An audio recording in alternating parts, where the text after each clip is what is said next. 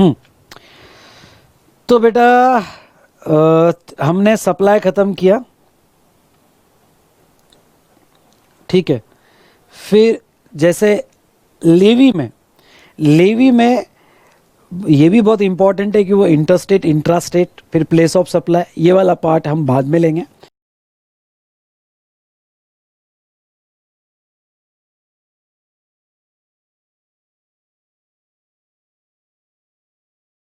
Okay, मैं इस पे आ जाता हूँ, कलेक्शन और person liable to pay tax. तो अभी हम person liable to pay tax ख़त्म करेंगे और बाद में टाइम ऑफ सप्लाई पे आएंगे। तो यहाँ पे तीसरे पार्ट में आते person liable to pay tax, और यहाँ person liable to pay tax में यहाँ ये वाले पार्ट में आ जाओ, ठीक है। Person liable to pay tax, ठीक है। तो person liable to pay tax में सबसे पहले वो होना चाहिए टैक्सेबल पर्सन। आप चार्ट में यहां लिख सकते हो,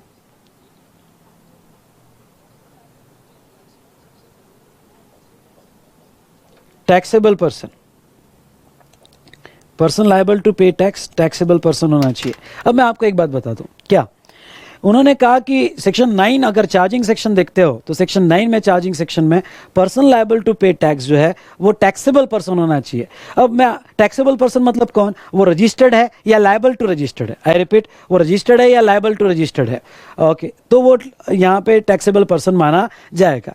तो मैं फिर से आपको एक बात याद दिला दूं, जीएसटी में 20 लाख या 40 लाख का थ्रेशोल्ड नहीं है, ओके। जीएसटी में आप 20 लाख या 40 लाख जो है वो बिना टैक्सेबल पर्सन के सप्लाई कर सकते हो, मतलब आपको रजिस्ट्रेशन लेने की ज़रूरत नहीं है, ओके। एग्जम्पशन नहीं दिया है तब तक आपको रजिस्ट्रेशन लेने की ज़रूरत नहीं है। वॉलंटरी लेना चाहो तो ठीक है, फिर आप टैक्सेबल बन जाओगे, लेकिन हमारी तरफ से हम फोर्स नहीं करेंगे।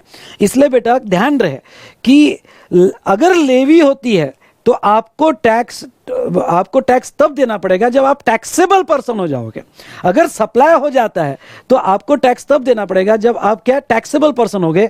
तो आप टैक्सेबल पर्सन 20 लाख या 40 लाख के बाद होगे जब आप रजिस्टर्ड होगे या लायबल टू रजिस्टर्ड होगे। तो ऐसे सिचुएशन में ओके, यहाँ पे जब तक आप टैक्सेबल पर्सन नहीं होते हो तब तक क्यों ना सप्लाई हो जाए, आई रिपीट, क्यों ना सप्लाई हो जाए, पर आपके ऊपर लायबिलिटी नहीं आएगी। इसलिए वो थ्रेशोल्ड जो है 20 लाख 40 लाख का, वो एग्जम्पशन नहीं है, आपको बिना रजिस्ट्रेशन के सप्लाई अलाउ किया गया है। पर अगर कोई वॉलंटरी रजिस्ट्रेशन लेता है तो वो केस में यहां पे उसे टैक्स देना पड़ेगा। उसके बाद में बेटा यहां पे जीएसटी में नॉर्मली 3 लोग टैक्स देते हैं, प्लस टीडीएस और टीसीएस का जो एक तरह का अलग पेमेंट है, पर नॉर्मली टैक्स देने वाले 3 लोग होते हैं। एक normal charge, normally supplier tax देता है, liability to pay tax GST is on supplier, और वो बर्डन पास ऑन कर देता है। दूसरा एक कंसेप्ट है रिवर्स चार्ज, और तीसरा ईसीओ 95 के, आई रिपीट ईसीओ 95 के। तो हम आते हैं थोड़ा बेटा यहाँ पे, चलो पहले 95 के रिवर्स चार्ज खत्म कर देते हैं, और रिवर्स चार्ज के बाद हम 95 के ईसीओ पे आएंगे। तो रिवर्स चार्ज, अब बेटा यहाँ पे रिवर्स चार्ज में उन्होंने 2 सेक्शन 93 और 94, 93 नोटिफाइड केसेस के रिवर्स चार्ज और 94 में अनरजिस्टर्ड टू रजिस्टर्ड केसेस के रिवर्स चार्ज उन्होंने कवर किए हैं, ठीक है। तो 93 में बेटा उन्होंने रिवर्स चार्ज जो है गुड्स प्लस सर्विसेज का, यानी कोई गुड्स खरीदते हो या कोई सर्विसेज खरीदते हो तो उसका रिवर्स चार्ज उन्होंने कवर किया है। Is it clear? तो बेटा अब 93 का रिवर्स चार्ज और 94 का रिवर्स चार्ज की लिस्ट हम यहाँ देखेंगे। गुड्स के रिवर्स चार्ज हमारे सिलेबस में नहीं है। अगर आपको याद होगा तो कैश्यू नट्स है, ओके, यहाँ पे च्युइंग टोबैको वगैरह मैंने मेरे रेगुलर बुक में उसका यहाँ पे टेबल दिया था, आपको पढ़ने की ज़रूरत नहीं है क्योंकि वो हमारे सिलेबस से एक्सक्लूड कर दिया गया है। ओके, वो एक्चुअल प्रैक्टिस में है लेकिन सीए, सीएमए, सीएस के सिलेबस में वो नहीं है। हाँ, सर्विसेज के रिवर्स चार्ज यहाँ बड़े इंपॉर्टेंट हो जाते हैं, ठीक है बेटा। तो ये सर्विसेज के रिवर्स चार्ज हम देखेंगे यहाँ पे, नोटिफाइड सर्विसेज के। ये कुछ इंपॉर्टेंट पॉइंट्स हमने आपके साथ देखे। नेक्स्ट जो है कि अगर रिवर्स चार्ज में लायबिलिटी आपके ऊपर आती है तो आपको कंपलसरी रजिस्ट्रेशन है। मतलब क्या? मतलब ये है कि यहाँ पे वो जिसने आपको सप्लाई किया वो रजिस्टर्ड हो या ना हो, उससे आपको लेना देना नहीं है। हो सकता है कि जो सर्विसेज या गुड्स नोटिफाई किए गए अंडर सेक्शन 93 में, वो सर्विसेज और गुड्स आपने खरीदे तो आपका सप्लायर हो सकता है अनरजिस्टर्ड हो, उससे कोई लेना देना नहीं है। जिसने ये सर्विसेज और गुड्स खरीदा उसे रजिस्ट्रेशन लेना कंपलसरी हो जाता है सेक्शन 24 के तहत।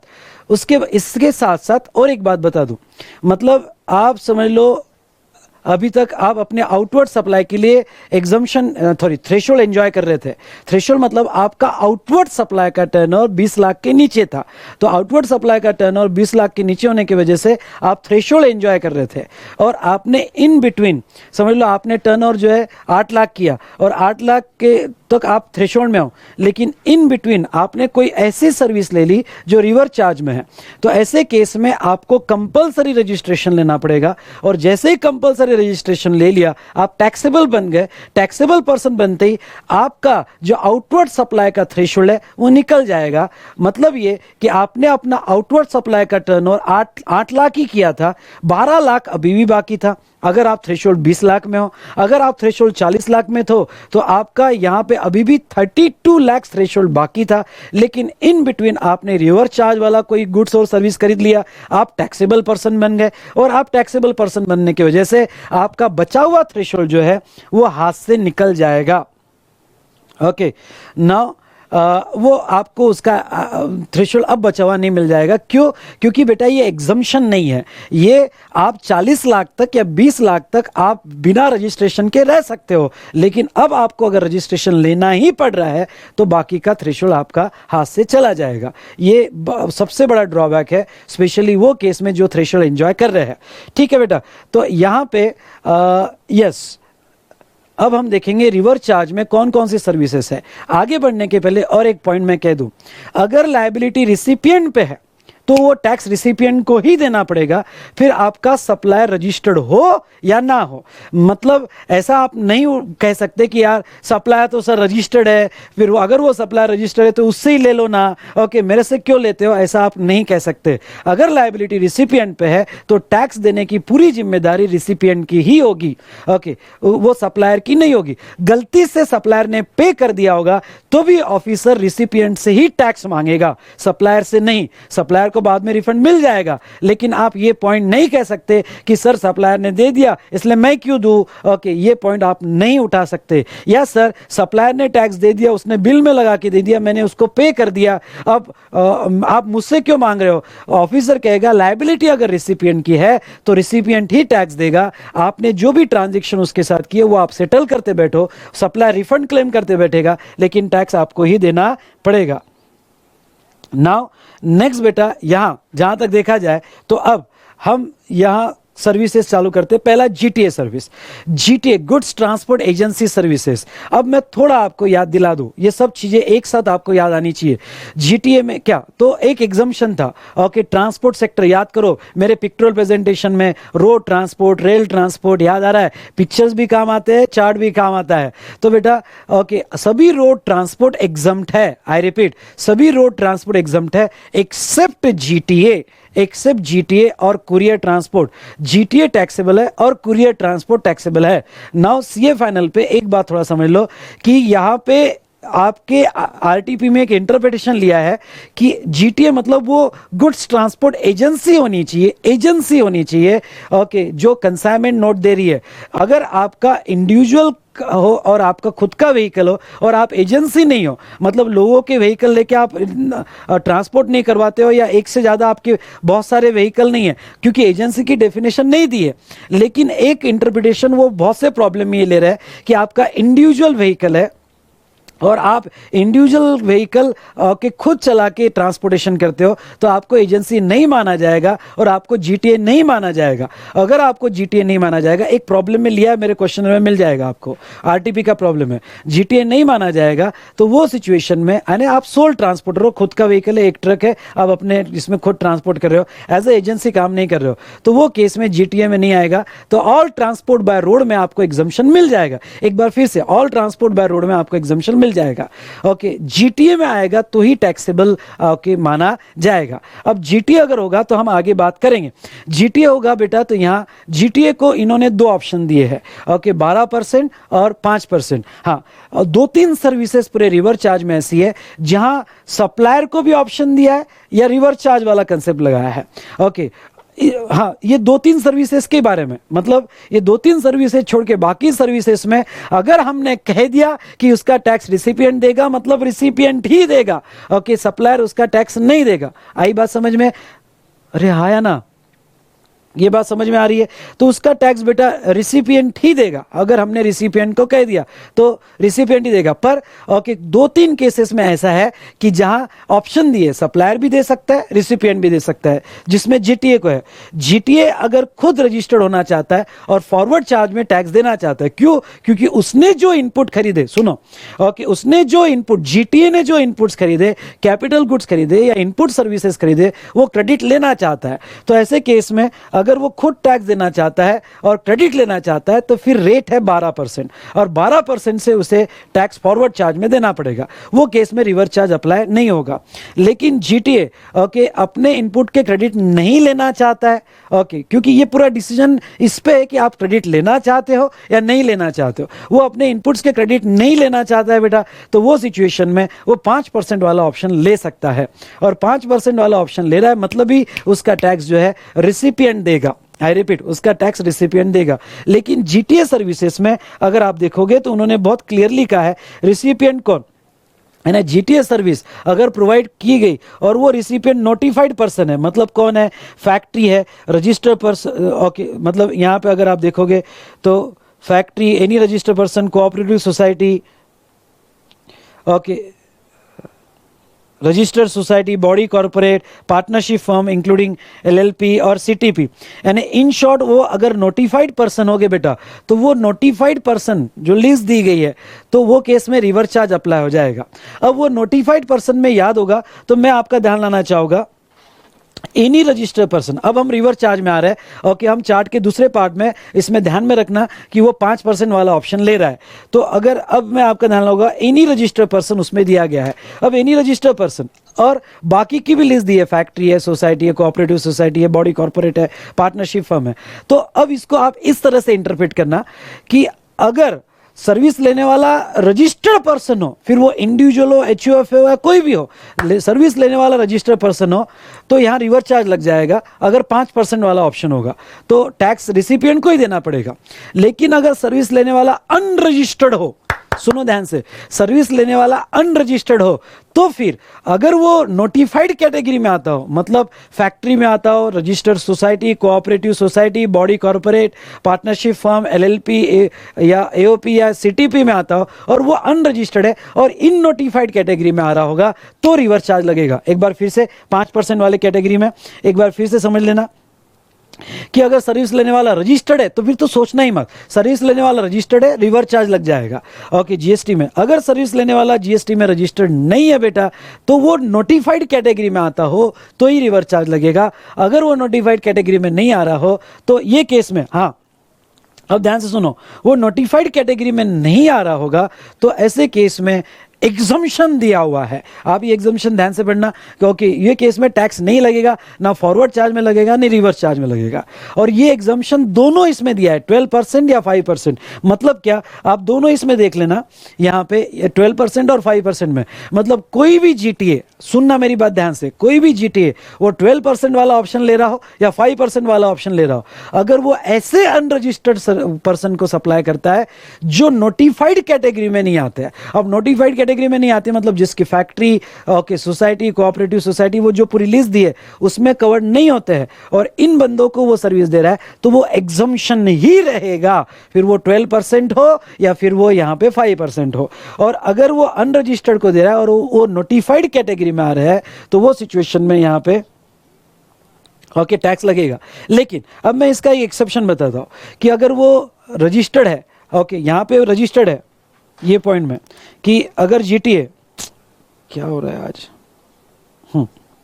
अब सुनो, ओके, वो जीटीए जो है बेटा वो रजिस्टर्ड है, और रजिस्टर्ड में मैंने आपको क्या कहा कि 5% वाले ऑप्शन में अगर वो रजिस्टर्ड है, ओके, तो रिवर्स चार्ज लगेगा। पर यहाँ एक्सेप्शन है, और वो एक्सेप्शन वाला आपको लिखना है तो लिख लेना, गवर्नमेंट वाला, ओके। अगर जीटीए ने गवर्नमेंट, मतलब central government, state government, union territory या लोकल अथॉरिटी या गवर्नमेंटल अथॉरिटी को जीटीए सर्विस दी, और वो सिर्फ टीडीएस डिडक्शन के लिए रजिस्टर्ड है। सुनना, किसके लिए? टीडीएस काटने के लिए ही रजिस्टर्ड है, बाकी कोई भी दूसरा टैक्सेबल सप्लाई नहीं करते हैं। तो क्यों ना वो रजिस्टर्ड हो, सुनना, क्यों ना वो रजिस्टर्ड हो, सिर्फ टीडीएस काटने के लिए रजिस्टर्ड है, तो वो केस में रिवर्स चार्ज नहीं लगेगा और आगे एग्जम्पशन में उसको एग्जम्पशन दिया गया है, मतलब उसके ऊपर कोई भी टैक्स नहीं लगेगा, एग्जम्पशन चैप्टर में मिल जाएगा, यानी रिवर्स चार्ज भी नहीं लगेगा। और क्यों? क्योंकि मैंने ये कह दिया रिवर्स चार्ज नहीं लगेगा, तो सडनली दिमाग में आता है फिर सर फॉरवर्ड चार्ज लगेगा क्या?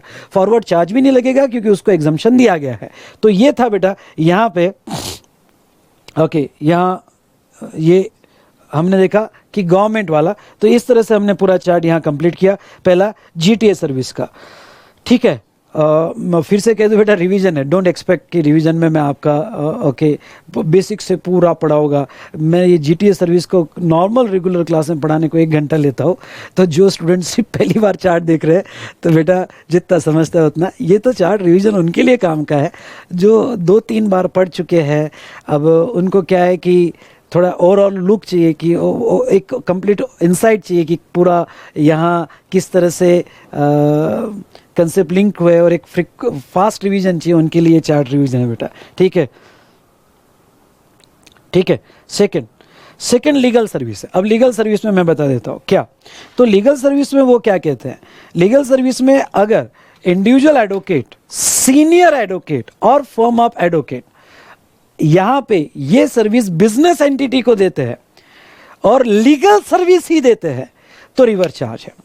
सुनो, लीगल सर्विस देते हैं तो रिवर्स चार्ज है, यानी उसका टैक्स बिजनेस एंटिटी ना टैक्सेबल टेरिटरी टैक्स देगी। देखो अब मैं आपको बता देता हूं, जीटीए में जीटीए को ऑप्शन दिया है कि भाई सप्लायर को देना है क्या, तो 12%, रिसिपिएंट को शिफ्ट करना है तो 5%, फिर उसमें पैरामीटर वो एक जीटीए को दिया है। आगे मैं बताऊंगा कॉपीराइट में दिया है।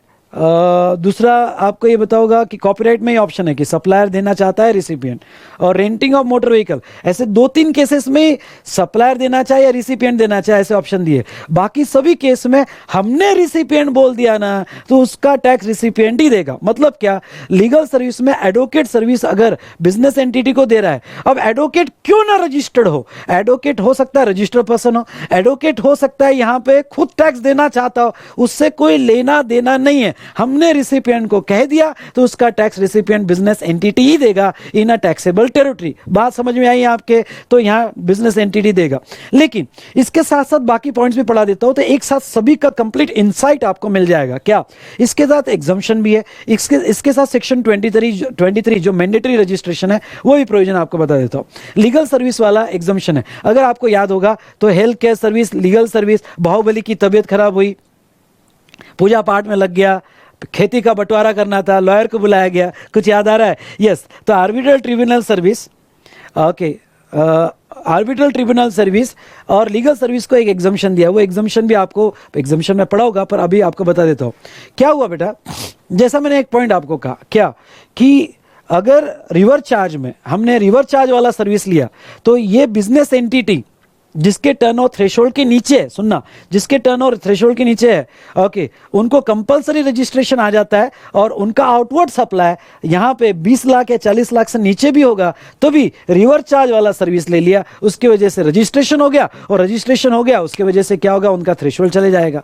तो गवर्नमेंट ने इसका ध्यान दिया, और गवर्नमेंट ने आर्बिट्रल ट्रिब्यूनल हो या लीगल सर्विस हो, वहां आगे एग्जम्पशन दी है। और क्या एग्जम्पशन दी है कि अगर ओके कोई लीगल सर्विस लेता है बिजनेस एंटिटी, और वो बिजनेस एंटिटी लीगल सर्विस जो लेता है, ओके, या वो थ्रेशोल्ड के नीचे है, वो डिटेल बाद में पढ़ा होगा, अभी तो इतना ही समझ लो, वो थ्रेशोल्ड के नीचे है, तो ऐसे केस में वो सर्विस ही एग्जाम रहेगी, मतलब उसे रिवर्स चार्ज में टैक्स देने की कोई जरूरत नहीं है अगर वो थ्रेशोल्ड के नीचे होगा। फिर थ्रेशोल्ड 10 लाख हो, 20 लाख हो या 40 लाख हो, ओके, वो थ्रेशोल्ड के नीचे होगा प्रीसीडिंग फाइनेंशियल ईयर में, तो उसे करंट फाइनेंशियल ईयर में कोई टैक्स देने की जरूरत नहीं है, रिवर्स चार्ज में सर्विस ही एग्जाम्प्ट रहेगी। ये साथ साथ में मैंने एग्जाम्पशन आपको पढ़ाया, डिटेल डिस्कशन हम एग्जाम्पशन की इसमें करेंगे।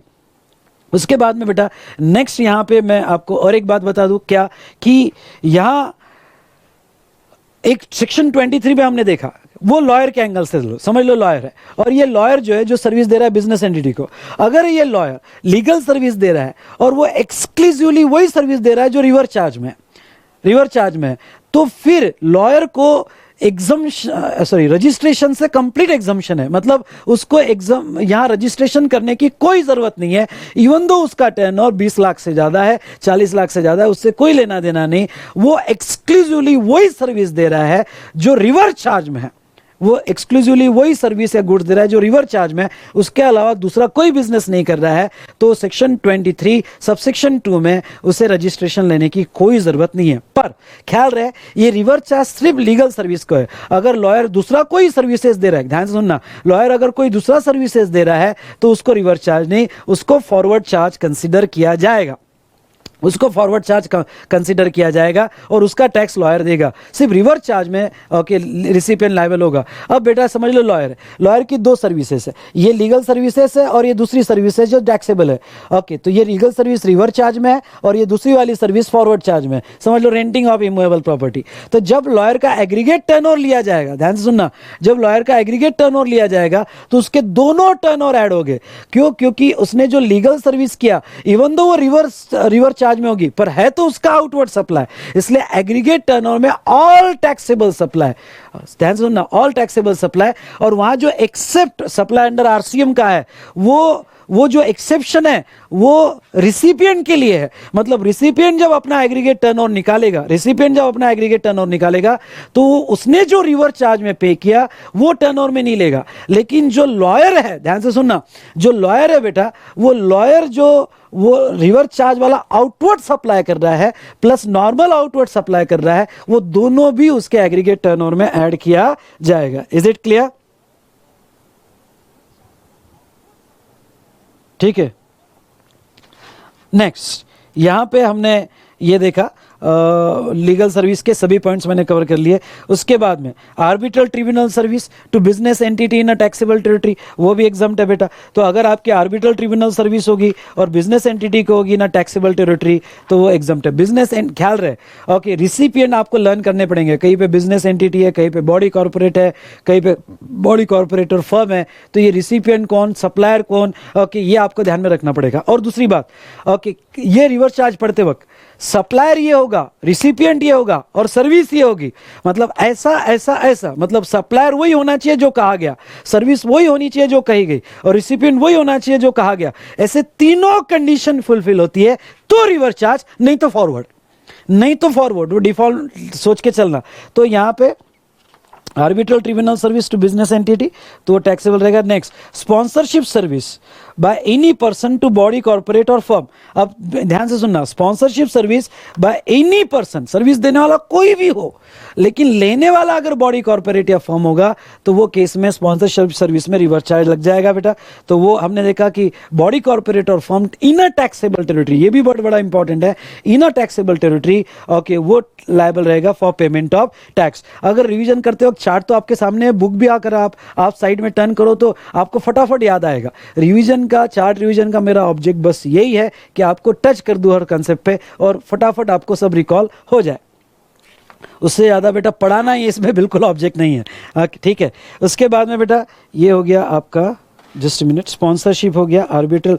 अब गवर्नमेंट पे आते हैं, गवर्नमेंट लोकल अथॉरिटी। हाँ, अगर आप ये पढ़ोगे ना तो मेरा अभी रिवीजन होने के बाद एक साथ पढ़ लेना, ये भी पढ़ लेना, गवर्नमेंट सेक्टर का एग्जम्पशन का चार्ट भी पढ़ लेना, ओके। तो रिवर्स चार्ज सामने रखना, एग्जम्पशन सेक्टर का हमने एक चार्ट बनाया था गवर्नमेंट का, वो भी साथ में देख लेना, तो मज़ा आ जाएगा, ओके। यानी आपको सभी कंसेप्ट आपके, प्लस गवर्नमेंट को आपको ये तो थ्रेशोल्ड वाला एग्जम्पशन भी है, हमने एक चार्ट में कवर किया था, तो आपके सभी कंसेप्ट एक जगह क्लियर हो जाएंगे। सो देखो बेटा यहाँ पे, ओके, सर्विस बाय 5 और 5A मैं एक साथ लेता हूँ। तो 5 और 5A क्या कहता है?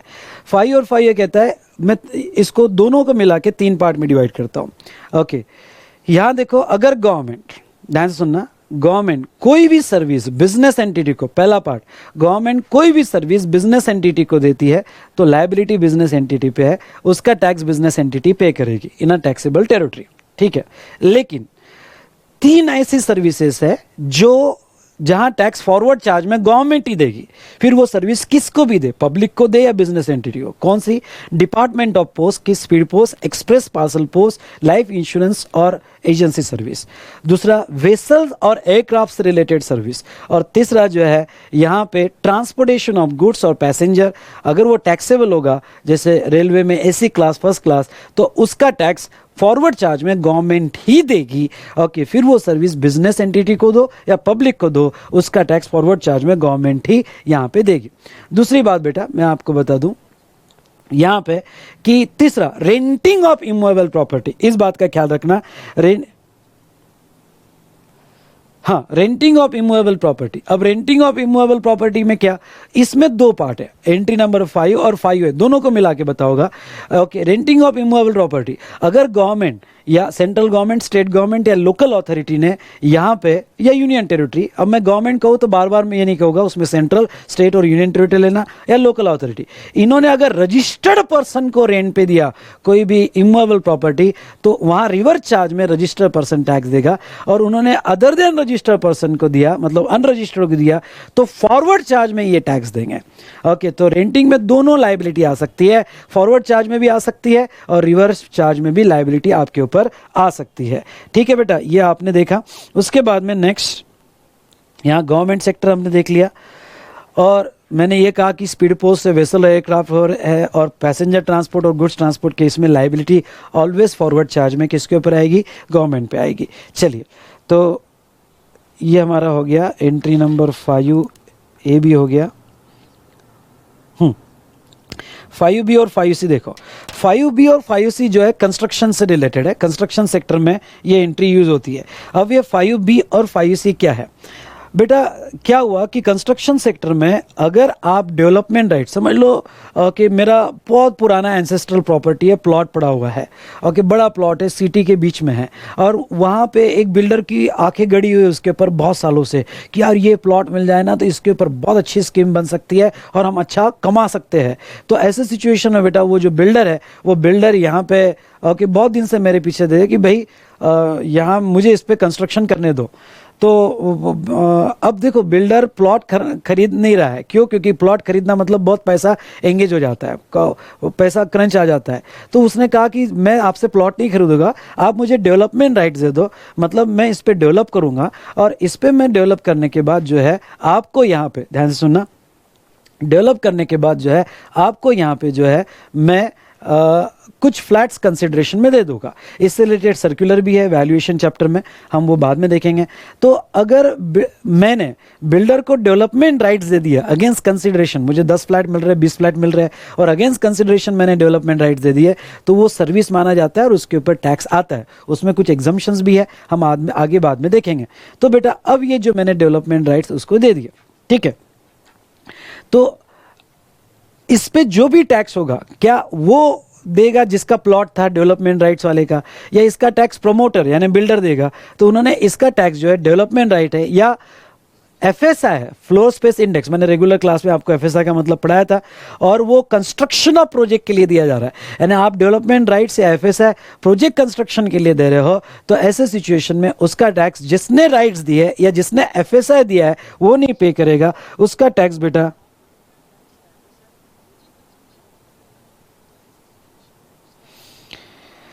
ओके उसका टैक्स जो है वो यहाँ पे बिल्डर पे करेगा। तो ऐसे केस में डेवलपमेंट राइट्स या फिर जहाँ तक देखा जाए तो एफएसआई, वो केस में बिल्डर उसका टैक्स देगा। आई बात आपको समझ में। उसके बाद में नेक्स्ट, अगर लीज है, समझ लो कोई प्लॉट है, मैं डेवलपमेंट के राइट्स नहीं दे रहा हूँ, मैं लीज दे रहा हूँ, और लीज का पीरियड 30 साल से ज़्यादा है।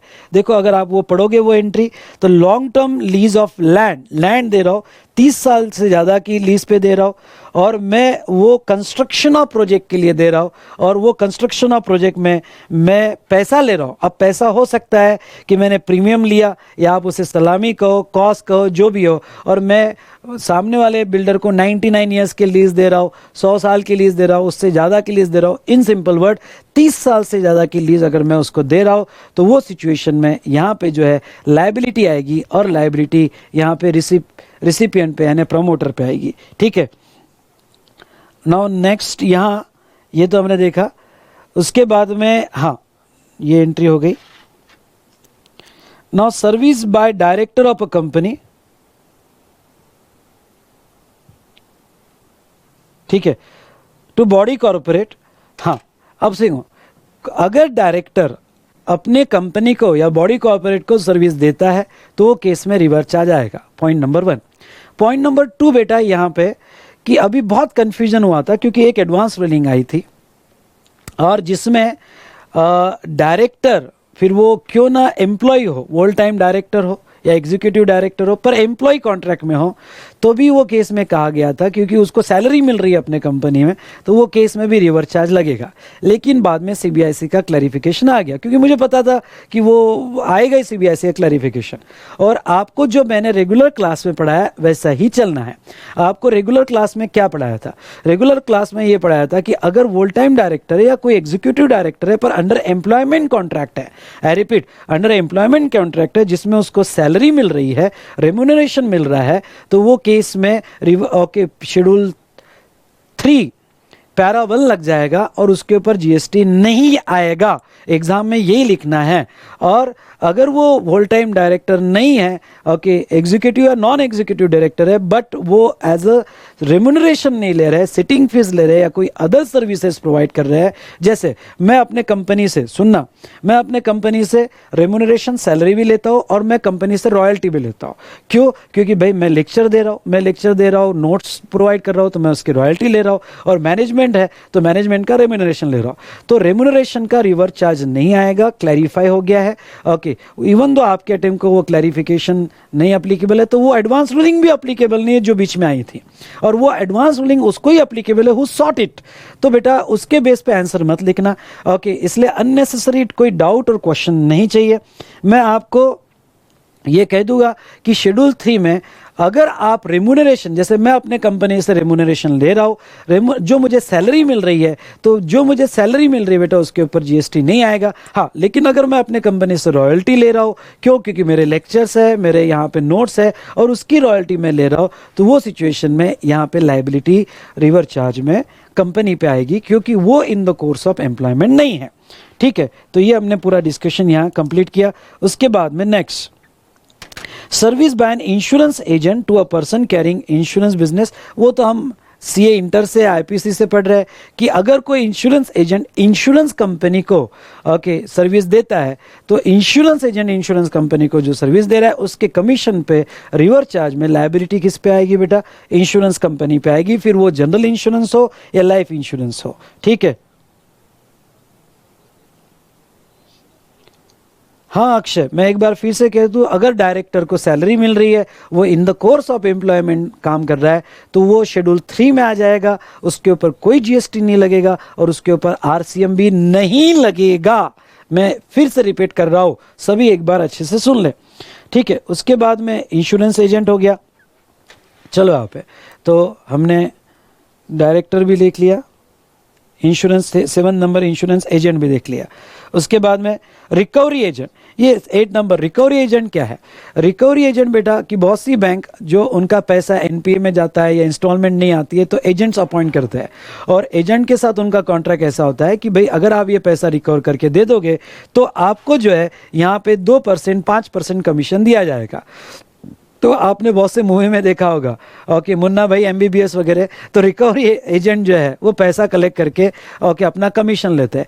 तो जो कमीशन जो बैंक देगी उनको उनके सर्विस के लिए, तो उसका रिवर्स चार्ज बैंकिंग या फाइनेंशियल इंस्टीट्यूशन या एनबीएफसी पे आएगा, रिकवरी एजेंट पे उसका टैक्स नहीं रखा गया है। तो ये हमने देखा 8 नंबर।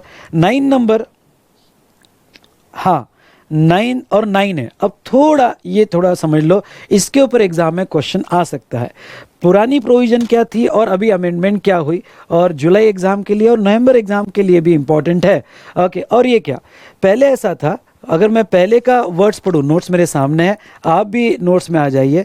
पहले ऐसा था कि supply of services by way of transfer और परमिटिंग द यूज और enjoyment of copyrights under the section 13(1)(a of Copyright Act relating to original ये वर्ड बड़ा इंपॉर्टेंट है। Literary work, dramatic work, musical और आर्टिस्टिक वर्क, मतलब उन्होंने original literary work यानी लिखना, बुक वगैरह लिखना, या ड्रामेटिक वर्क कवर किया था, या म्यूजिकल और आर्टिस्टिक वर्क कवर किया था, और उसके कॉपीराइट्स ट्रांसफर करते हो। अब एक बात सुनना, हम ये जो आरसीएम देख रहे हैं वो आरसीएम सर्विस का है, और आपको याद होगा तो ये कॉपीराइट इंटेलेक्चुअल प्रॉपर्टी है, और temporary transfer of intellectual property right वो सप्लाई ऑफ सर्विस मानी जाएगी। मतलब उस कॉन्टेक्स्ट में मैं इसको यहाँ पे ऐसा पढ़ूँ तो यहाँ, अब मैं फिर से कह देता हूँ, मैं मैसेज देख रहा हूँ, मुझे जहाँ लगता है कि मैंने स्लो चलना चाहिए वहाँ मैं डेफिनेटली स्लो चलूँगा, जहाँ मुझे लगता है फास्ट चलना चाहिए वहाँ मैं फास्ट चलूँगा। फिर से कह दूँ कि कोई स्टूडेंट्स अगर ये अप्रोच से मुझे देख रहा होगा कि भाई मेरा चार्ट के साथ ही पढ़ाई हो जाए, तो ये प्रैक्टिकली पॉसिबल नहीं है। ये रिवीजन है और ये एक मैराथन रिवीजन है, ठीक है। मैं पॉइंट सब कवर करूँगा, पर कहाँ स्पीड बढ़नी चाहिए, कहाँ कम होनी चाहिए, ये डिसीजन मेरा होगा, ठीक है। तो अब बेटा यहाँ पे हाँ, पानी पी लूँ थोड़ा।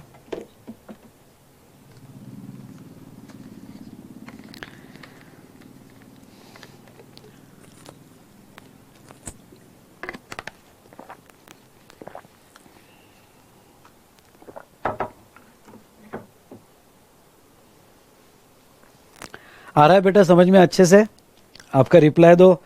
आपके रिप्लाई से क्या, स्टूडियो में बैठा हो, अकेला बैठा हो, कैमरा सामने है, आपको लिए रिवाइज कर रहा हो, पर आपके रिस्पॉन्स पे मुझे कॉन्फिडेंस आएगा, ठीक है।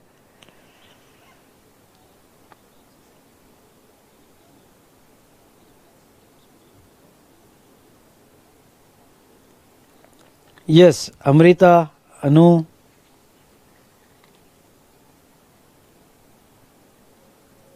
ग्रेट ग्रेट ग्रेट, बहुत अच्छी बात है।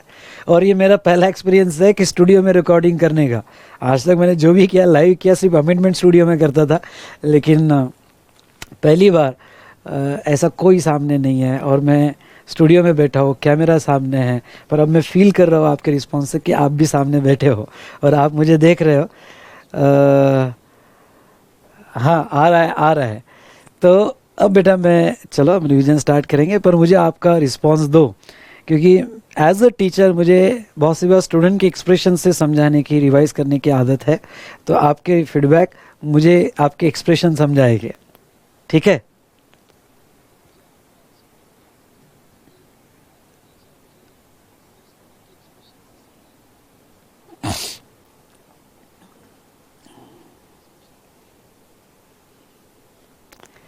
चलिए, हाँ, original literary work, dramatic work, music work, artistic work, पर अमेंडमेंट क्या हुई, उन्होंने ओरिजिनल लिटरेरी वर्क और पब्लिशर को अलग कर दिया, जिसके लिए सेपरेट एंट्री बनाई 9A, ठीक है। तो उसको अलग कर दिया, और यहाँ पे ड्रामेटिक, म्यूजिकल और आर्टिस्टिक वर्क के लिए रिवर चार्ज रखा। मतलब कहने का मतलब गवर्नमेंट आपसे बात करना चाहती है मेरे थ्रू। गवर्नमेंट कहती है कि अगर यहाँ पे ओरिजिनल ड्रामेटिक वर्क होगा, म्यूजिकल वर्क होगा या आर्टिस्टिक वर्क होगा, और इसके कॉपीराइट दिए जा रहे हैं, टेम्पररी ट्रांसफर होगा, क्योंकि सर्विस तभी बोला जाएगा जब टेम्पररी ट्रांसफर है, और इसके राइट दिए गए, तो उसका टैक्स रिसिपिएंट ही देगा, दैट्स ऑल। मतलब रिसिपिएंट यानी यहाँ पे आप प्रोड्यूसर समझ लो, या म्यूजिक कंपनी समझ लो, या लाइक कोई भी समझ लो, उसका टैक्स रिसिपिएंट ही देगा, सप्लायर नहीं देगा। बस हमने बात कह दी जो कह दी। लेकिन लिटरेरी वर्क को अलग निकाल दिया और पब्लिशर को अलग निकाल दिया। वहां वो दो ऑप्शन देना चाहते हैं, और वो कौन से दो ऑप्शन देना चाहते हैं? वो दो ऑप्शन देना चाहते हैं कि अगर यहाँ पे ऑथर, मतलब लिटरेरी वर्क ऑथर ही कहेगा, तो ऑथर लिटरेरी वर्क करता है जो पब्लिशर को देता है, उसको दो ऑप्शन दे दिए कि वैसे तो रिवर चार्ज ही रहेगा, मतलब उसका टैक्स रिसिपिएंट देगा। ये इंपॉर्टेंट अमेंडमेंट है जिसके ऊपर क्वेश्चन आ सकता है। तो वैसे तो रिवर चार्ज ही रहेगा बेटा। रिवर चार्ज रहेगा का मतलब क्या? मतलब ये कि लायबिलिटी पब्लिशर ही देगा, ठीक है। लेकिन ऑथर अगर चाहे तो लिटरेरी वर्क का जो भी वो रॉयल्टी ले रहा है टेम्पररी ट्रांसफर का, तो ऑथर अगर चाहे तो ऑथर फॉरवर्ड चार्ज में लायबिलिटी ले सकता है। बताता हूं क्यों। इसके पीछे बहुत गहराई है, और ये सिर्फ ये एंट्री को नहीं, सभी एंट्री को लगती है। इसलिए बहुत से लोग फॉरवर्ड चार्ज चाहते हैं। देखो क्या हो जाता है कि मैं वो एग्जांपल से लेके चलता हूँ। मैं लॉयर हूँ, ठीक है, और मैं लॉयर हूँ और मैं बिजनेस एंटिटी को सर्विस दे रहा हूँ, तो अगर मैं लॉयर हूँ और बिजनेस एंटिटी को मैं सर्विस दे रहा हूँ तो वो केस में रिवर्स चार्ज कंपलसरी है और बिजनेस एंटिटी उसका टैक्स देगा। लेकिन एज अ लॉयर मैं अपने इनपुट्स के क्रेडिट लेना चाहता हूँ, मैं अपने कैपिटल गुड्स के क्रेडिट लेना चाहता हूँ। आप मेरी बात समझ रहे हो? मैं अपने इनपुट्स के क्रेडिट लेना चाहता हूँ, मैं अपने कैपिटल गुड्स के क्रेडिट लेना चाहता हूँ, इनपुट सर्विस के क्रेडिट लेना चाहता हूँ। लेकिन सेक्शन 17(3) मतलब आप अगर वहाँ सेक्शन 17 सबसेक्शन 3 में जाओगे तो अगर कोई रिवर्स चार्ज वाला आउटवर्ड सप्लाई कर रहा है, मतलब मैं लॉयर हूँ, मैं आउटवर्ड सप्लाई कर रहा हूँ और वो रिवर्स चार्ज में है, तो उसे एग्जम सप्लाई माना जाता है। और उसे अगर एग्जम सप्लाई माना जाता है तो वो केस में मैं एज अ लॉयर मैंने जो इनपुट्स खरीदे, कैपिटल गुड्स खरीदे या इनपुट सर्विस खरीदे, मैं उसके आईटीसी नहीं ले सकता। और ये सिर्फ लॉयर के केस में नहीं, सभी रिवर्स चार्ज में है। मतलब जितने भी सर्विसेज यहाँ पे रिवर्स चार्ज में नोटिफाई की है उसमें सभी सप्लायर अपने खरीदे हुए इनपुट्स, कैपिटल गुड्स और इनपुट सर्विसेज के क्रेडिट नहीं ले सकते और कंपलसरी नहीं ले सकते, मतलब उनका क्रेडिट लैप्स हो जाता है। आई बात समझ में? नेक्स्ट, पर क्या हुआ, जीटीए वालों को ऑप्शन दे दिया कि नहीं नहीं नहीं तुमको क्रेडिट लेना है तो 12% भाई, पर क्रेडिट मिल जाएगा। जीटीए वाले लकी रहे कि चलो उनको दोनों ऑप्शन है, फिर वो डिसाइड करेंगे क्रेडिट लेना कि नहीं लेना। ठीक है, आगे मैं एक दो और सर्विसेज लूँगा। यहाँ पे ऑथर, यहाँ पे जो कॉपीराइट वाले थे, तो ये कॉपीराइट वाले जो है ओके, यहाँ ये भी डिमांड कर रहे थे कि भाई हमको भी दोनों ऑप्शन, अगर मैं फॉरवर्ड चार्ज में देना चाहूँ तो मैं अपने क्रेडिट ले सकता हूँ, क्योंकि रिवर्स चार्ज में क्या हो जाता है, मेरा एग्जाम सप्लाई तो क्रेडिट लैप्स हो जाते हैं, फ़ायदा गवर्नमेंट का हो जाता है। तो ऐसे केस में स्पेशली ऑथर्स को, ध्यान से सुनना, स्पेशली ऑथर को लिटरेरी वर्क पब्लिशर के केस में ऑप्शन दे दिया। अगर ऑथर यहाँ पे डिक्लेरेशन देता है कि भाई मैं फॉरवर्ड चार्ज में टैक्स दूंगा, लायबिलिटी लेता है और खुद टैक्स इनवॉइस देना चाहता है तो वो कर सकता है। और वो ये ऑप्शन लिया तो पूरे साल भर कंटिन्यू रहेगा। ध्यान से सुनना, पूरा साल भर कंटिन्यू रहेगा। मेरी बात सुन रहे हो? तो फिर फॉरवर्ड चार्ज में टैक्स देगा और वो क्रेडिट भी ले पाएगा। इससे ऑथर का तो फायदा हो ही गया कि वो क्रेडिट ले रहा है और वो टैक्स दे रहा है। दूसरा, यहाँ पे पब्लिशर जो है, सुनने मेरी बात, पब्लिशर जो है, तो पब्लिशर को यहाँ पे उसको भी जहाँ तक है फायदा ये हो गया कि पब्लिशर जो है जो बुक्स बना के बेचता है, ध्यान सुनना, अब पब्लिशर, मैंने कोई पब्लिशर को राइट्स दे दिए, वो बुक्स बना रहा बेच रहा है। अब बेटा बुक्स नील रेट पे है, तो जब पब्लिशर आगे बेचता है तो नील रेट यानी एग्जाम सप्लाई है, तो उसका एग्जाम सप्लाई होने की वजह से सेक्शन 23 में उसको रजिस्ट्रेशन करने की जरूरत नहीं है। अगर आप इनफ मैच्योर्ड हो, सेक्शन 23 याद होगा, तो उसको आगे रजिस्ट्रेशन करने की जरूरत नहीं है।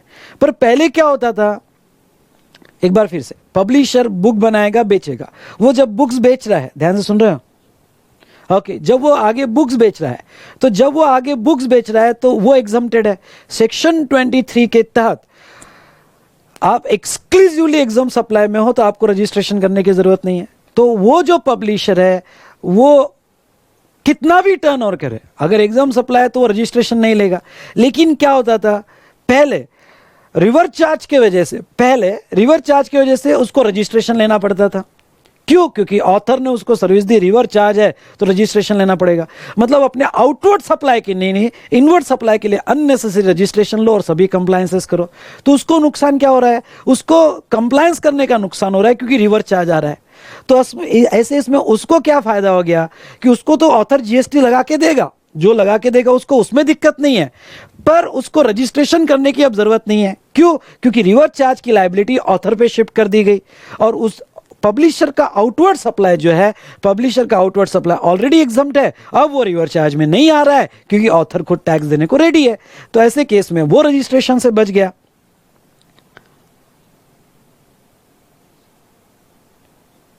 ठीक है, वो रजिस्ट्रेशन से बच गया। तो इस तरह से ये बेनिफिट जो है दोनों को मिला, ऑथर को क्रेडिट मिल गए तो उसको ये मिला। तो ये एंट्री को कैसे पढ़ना, ये एंट्री को आपने ऐसे पढ़ना, वैसे तो रिवर्स चार्ज ही मतलब पब्लिशर ही देगा, डिफॉल्ट रिवर्स चार्ज ही है, लेकिन अगर ऑथर स्टेटमेंट देता है, डिक्लेरेशन देता है, वो यहाँ पे इनवॉइस बनाता है तो वो अपने क्रेडिट भी ले पाएगा और खुद फॉरवर्ड चार्ज में इसको शिफ्ट कर सकता है। तो ये एक इंपॉर्टेंट था यहाँ पे। तो 9 और 9 हमने देखा। उसके बाद में 10 क्या कहता है बेटा, 10 ये कहता है यहाँ पे आपके बुक में दिया होगा, हाँ, supply of service by overseeing committee to RBI, RBI को ओवरसीइंग कमिटी ने अगर कोई सर्विसेज दी तो वो केस में यहाँ पे आरबीआई पे रिवर्स आ जाएगा, ठीक है। तो देखो अब मैं थोड़ा कनेक्ट करता हूँ, all services supplied by RBI, all services supplied by RBI exempted, services supplied to RBI taxable, but one service overseeing committee अगर आरबीआई को सर्विस देती है तो वो केस में रिवर्स चार्ज है, आरबीआई टैक्स देगा, टैक्सेबल तो होगा पर आरबीआई टैक्स देगा। चलो ये भी हो गया ना। उसके बाद में individual direct selling agent DSA, direct selling agent अगर सर्विस दे रहे हैं, इंडिविजुअल ध्यान में रखना, individual direct selling agent other than body corporate या पार्टनरशिप फर्म और एलएलपी ये सर्विस दे रहे हैं बैंकिंग को या एनबीएफसी को located in a taxable territory, यहां रख देना, ये लेके जाओ, ये सब लेके जाना, 2 मिनट बेटा, यहां ठीक है।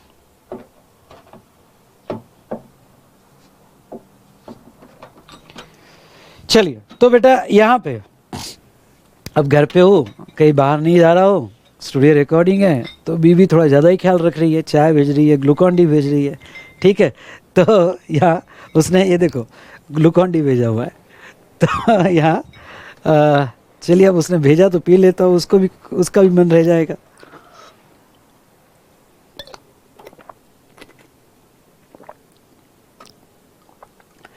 नहीं नहीं, खाना तो बाद में लेंगे बेटा, हमारा रिवीजन होने के बाद खाना खाएंगे श्वेता, और आप अगर श्वेता बुलाओगे घर पे तो हम जरूर आपके यहाँ भी आएंगे खाना खाने।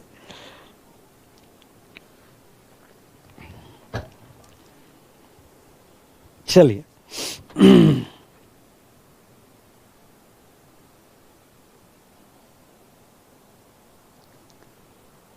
हाँ, डायरेक्ट सेलिंग एजेंट, बहुत से डीएसए बैंक के काम करते हैं, ये बहुत सारे एजेंट्स बैंक लगा के रखती है अपना बिजनेस प्रमोट करने के लिए, और वो जो बैंक के प्रोडक्ट सेल करते हैं, बैंक के प्रोडक्ट्स क्या होते हैं, लोन वगैरह, तो वो प्रमोट करते हैं, सेल करते हैं। तो इंडिविजुअल अगर ये सर्विस बैंकिंग को या एनबीएफसी को देता है तो वो केस में यहाँ पे रिवर्स चार्ज अप्लाई होगा। उसके बाद में बेटा यहाँ पे चलो ये भी हो गया, बिजनेस करस्पॉन्डेंट और बिजनेस फैसिलिटेटर, तो service supplied by business facilitator to banking company, business facilitator to banking company, तो वहाँ रिवर्स चार्ज है, तो ये कोई डिटेल में जाने की ज़रूरत नहीं है। अगर एजेंट ने बिजनेस करस्पॉन्डेंट को सर्विस दी तो वो रिवर्स चार्ज में होगा, इसको अगर डिटेल पढ़ना है तो बुक में से पढ़ लेना। पर बिजनेस फैसिलिटेटर और बिजनेस करस्पॉन्डेंट, तो बिजनेस फैसिलिटेटर ने बैंक को सर्विस दिया, ये एक तरह के एजेंट ही होता है पर इनका नेचर थोड़ा अलग होता है। बैंकिंग को सर्विस दिया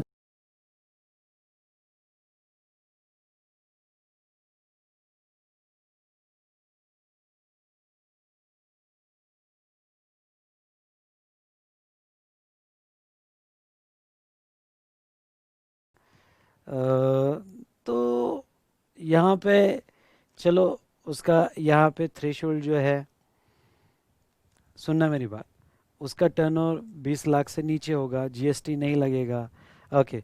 लेकिन इसका बेनिफिट जो है ना, अब वो बड़ी बड़ी कंपनी को दे रहा है। अब देखो इनडायरेक्ट टैक्सेस में सप्लायर ने जीएसटी नहीं लगाना, एक ये बड़ा इंपॉर्टेंट स्टेटमेंट है।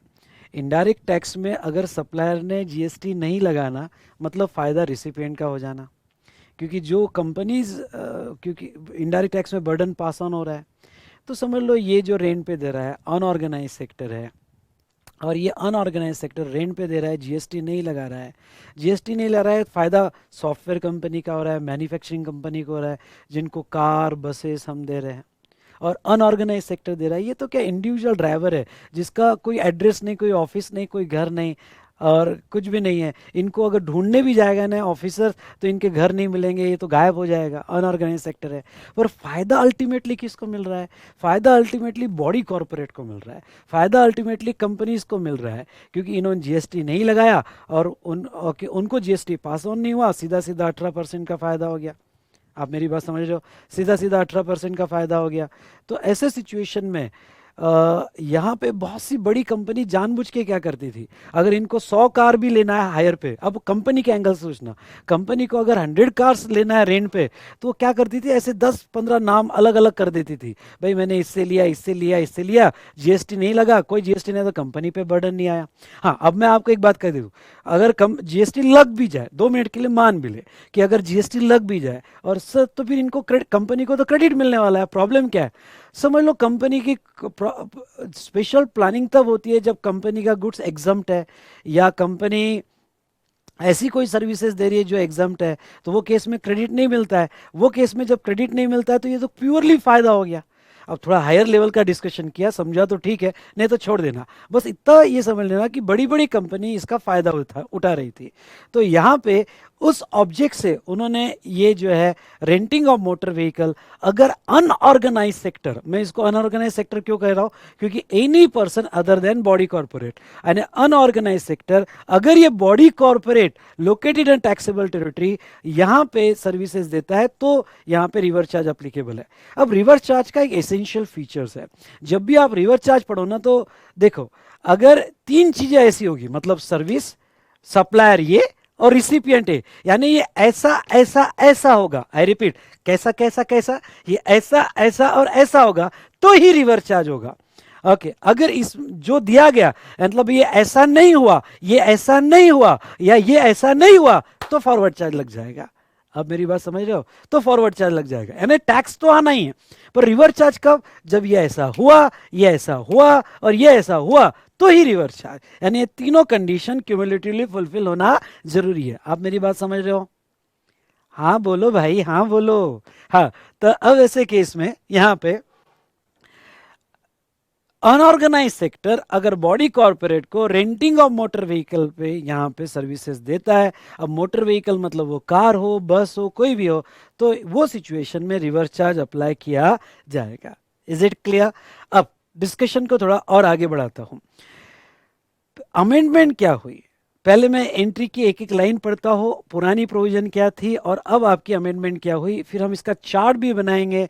ऑब्जेक्ट अब मैंने आपको समझाया, इसका हम चार्ट भी बनाएंगे। ओके, तो देखो, service provided by way of renting of motor vehicle designed to carry passenger. तो अमेंडमेंट ये हुई बेटा, पहले उन्होंने designed to carry passenger word नहीं यूज किया था, अब स्पेसिफिकली उन्होंने लाया, ओके, यहाँ पे डिजाइन टू कैरी पैसेंजर, मतलब पुरानी प्रोविजन में जस्ट लिखा हुआ था रेंटिंग ऑफ मोटर व्हीकल। अब रेंटिंग ऑफ मोटर व्हीकल जो उन्होंने लिखा था, उसमें फिर दोनों मोटर व्हीकल आ जाते थे। कौन से दोनों मोटर व्हीकल आ गए? ओके, रेंटिंग मोटर व्हीकल जो गुड्स ट्रांसपोर्ट करते हैं, यानी ट्रक, यानी अगर आप अपना ट्रक, ट्रैक्टर या फिर कोई गुड्स कैरेज रेंट पे देते हो, तो उसको भी रिवर्स चार्ज था। और पैसेंजर ट्रांसपोर्ट, पैसेंजर मतलब बस, कार या कोई भी ऐसा व्हीकल, मोटर व्हीकल जिसमें पैसेंजर जाते हैं, वो अगर रेंट पे दे रहे हो तो वो भी कवर होता था। लेकिन अब उन्होंने अमेंड कर दी वो एंट्री, और ये रिवर्स चार्ज कुछ लिमिटेड केस में लाया। मतलब आप अगर मोटर व्हीकल जो गुड्स के लिए बनता है, ट्रक है, ट्रैक्टर है, वो रेंट पे देते हो, तो फॉर ट्रांसपोर्टेशन ऑफ गुड्स अगर रेंट पे देते हो, तो वो केस में रिवर्स चार्ज नहीं है। लेकिन अगर मोटर व्हीकल रेंट पे देते हो designed to carry passengers, okay, passenger का मोटर व्हीकल होगा, तो वो केस में रिवर्स चार्ज आएगा। तो ये एक अमेंडमेंट हो गई, पहले दोनों के लिए था, अब सिर्फ पैसेंजर के लिए रख दिया। ओके, आई बात समझ में? हाँ बोलते जाइएगा बेटा, मैं पढ़ाते पढ़ाते आपकी कमेंट जरूर सुनूंगा, ठीक है? तो आप हाँ बोलते जाइएगा। तो यहाँ पे designed to carry passenger where cost of fuel is included in the consideration charge from the service recipient. हाँ, अब देखो, ये रिवर्स चार्ज तभी लगेगा जब cost of fuel is included in the consideration charge. मतलब क्या? मतलब बारिश के दिन है, ओके, आप सभी, अब कोविड इमेजिन करो, कोविड-19 चले गया, ओके, मैं तो भगवान से दुआ करूंगा कि जल्द से जल्द जाए कोविड-19, और यहाँ पे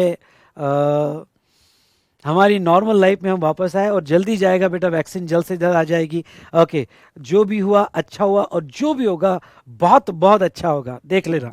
तो अब ऐसे केस में बेटा यहाँ पे आप अगर पार्टी को जा रहे हो, सब फ्रेंड मिलके जा रहे हो, और आपने क्या है, कार हायर किया, रेंट पे लिया, तो आपने जो कार रेंट पे लिया उसमें फ्यूल कॉस्ट भी था, यानी पर किलोमीटर आपको ₹20 का मिला, जिसमें फ्यूल वो जिससे कार लिया वो डाल के देगा। तो हाँ, ये रिवर्स चार्ज तब अप्लीकेबल होगा जब उसमें फ्यूल कॉस्ट भी इंक्लूडेड है। यानी मैं अगर सॉफ्टवेयर कंपनी को ये रेंट पे दे रहा हूँ और उसमें फ्यूल कॉस्ट भी इंक्लूडेड है तो रिवर्स चार्ज। अब थोड़ा दूसरे एंगल से देखते हैं, अगर सर इसमें फ्यूल कॉस्ट इंक्लूड नहीं होगा तो ओके सर, अगर इसमें फ्यूल कॉस्ट इंक्लूडेड नहीं होगा तो फिर रिवर्स चार्ज नहीं, फिर फॉरवर्ड चार्ज ही लगेगा। मतलब ऐसा ऐसा ऐसा ही होना चाहिए तो ही रिवर्स चार्ज, इसमें से ऐसा का तैसा हो गया तो फिर रिवर्स चार्ज नहीं, फिर फॉरवर्ड चार्ज। ओके, तो हमारा ऐसा का ऐसा ही होना चाहिए। कृष्णा, कोई अदर क्वेश्चन नहीं, अमेंडमेंट लेक्चर चालू है, अमेंडमेंट से रिलेटेड ही क्वेश्चन पूछो, अननेसेसरी डिस्कशन डाइवर्ट मत करो। आखिरी में हम देखेंगे अमेंडमेंट से रिलेटेड क्या है, बाकी अदर आपके जो भी क्वेश्चन हुए हो गए। ओके, तो उसमें कॉस्ट ऑफ फ्यूल इंक्लूडेड होगी। एक सवाल अभी मैंने पढ़ा, ओके, रघुनंदन का है, सर ई कार होगी, ई कार होगी तो फिर इसमें कवर्ड नहीं है, वो कॉस्ट ऑफ फ्यूल की वजह से आपकी पेट्रोल कार ही होनी चाहिए, ई कार इसमें कवर नहीं होगी, उसमें फॉरवर्ड चार्ज ही आएगा। तो fuel is included in the consideration charge from the recipient. हाँ, अगर गवर्नमेंट फ्यूचर में फ्यूल की डेफिनेशन में यहाँ पे इलेक्ट्रिक वगैरह भी कवर कर देती है और स्पेसिफाई करती है, और आपने चार्ज करके ई कार होगी और चार्ज करके दिया, और फ्यूल के डेफिनेशन में फ्यूचर में अगर कवर फ्यूचर में अगर कवर होगा तो फिर इसमें कवर हो सकता है। ओके, अभी तो मैं उसके बारे में कुछ नहीं कहूँगा। ओके, तो अब ऐसे कोई क्वेश्चन नहीं, मेरा एक्सप्लेनेशन होने दो, बाद में ही क्वेश्चन। डिसिप्लिन फॉलो करो, पहले मेरा एक्सप्लेनेशन होने दो, फिर मैं आपको टाइम दूंगा, तब क्वेश्चन पूछिएगा प्लीज, आपसे हम्बल रिक्वेस्ट है। ओके, तो अब ऐसे केस में बेटा, if consideration charge from the recipient and A cost of fuel included है, एंड 20 रुपया पर किलोमीटर, 25 रुपया पर किलोमीटर, जिसमें फ्यूल कॉस्ट जो है ओके जो कार रेंट पे दे रहा है वो उसमें इंक्लूड कर रहा है, तो ऐसे केस में सर्विस प्रोवाइडर अगर any person other than body corporate हो, I repeat, service provider any person other than body corporate हो, तो ये रिवर्स चार्ज अप्लाई किया जाएगा। तो बेटा एक मिनट, यहाँ पे कैमरे की बैटरी जो है वो डाउन हुई है, मैं थोड़ा चेंज कर देता हूँ। ओके, तो 2 मिनट का ब्रेक लूंगा।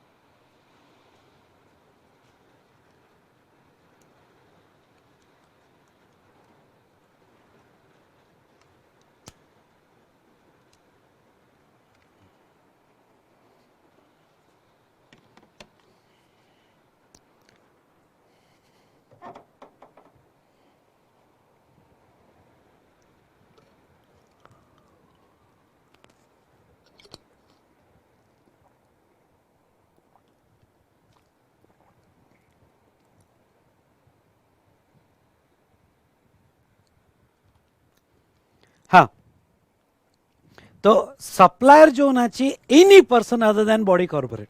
बॉडी कॉर्पोरेट का मीनिंग मतलब कंपनी, सिंपल वे में इंटर लेवल पे आप इतना ही समझ लो, कंपनी मतलब सप्लायर अगर कंपनी होगी, आई रिपीट, यानी रेंट पे देने वाली कंपनी होगी तो फॉरवर्ड चार्ज होगा।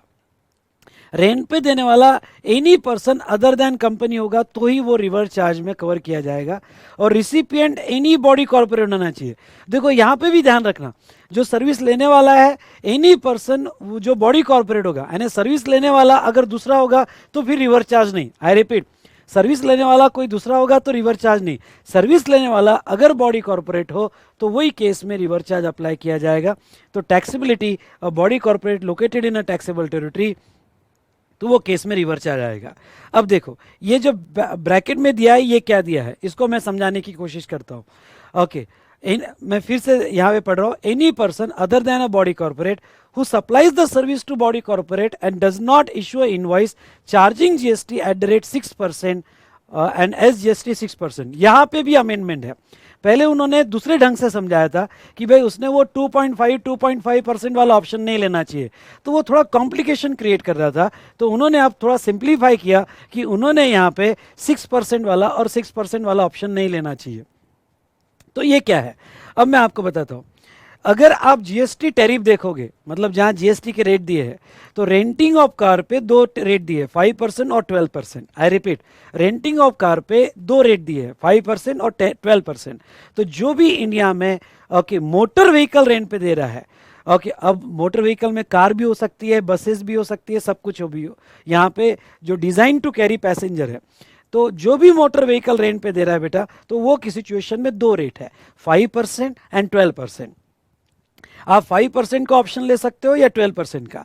तो अब आपका दूसरा सवाल, हमने सर कौन सा ऑप्शन लेना चाहिए, जीटीए जैसा, बिल्कुल जीटीए का चार्ट याद आ रहा है आपको, 5% 12%, वैसा ही ये है।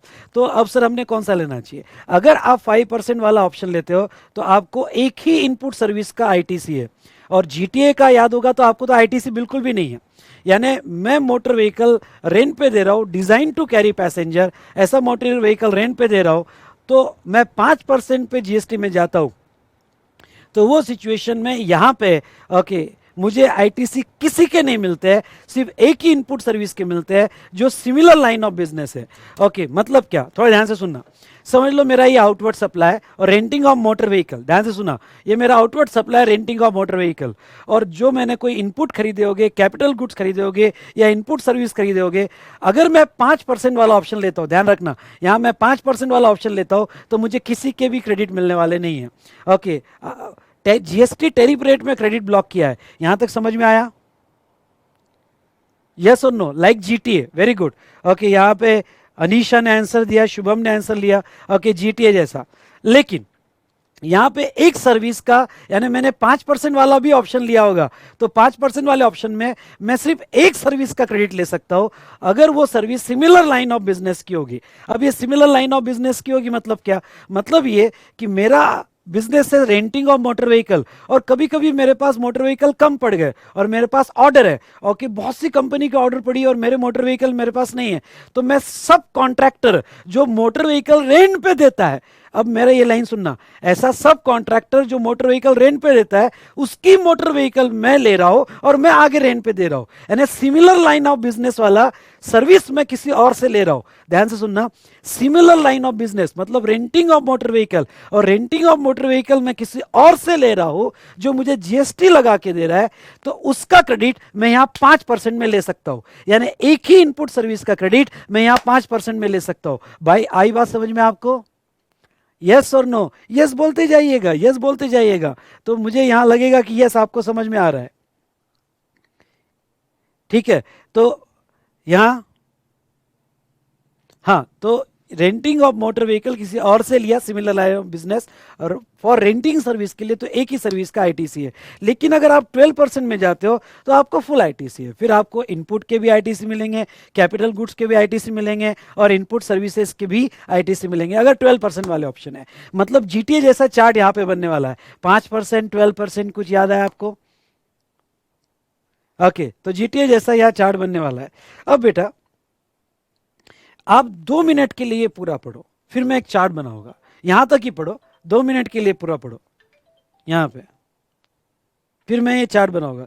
सभी पढ़ो, एक एक वर्ड अच्छे से पढ़ना,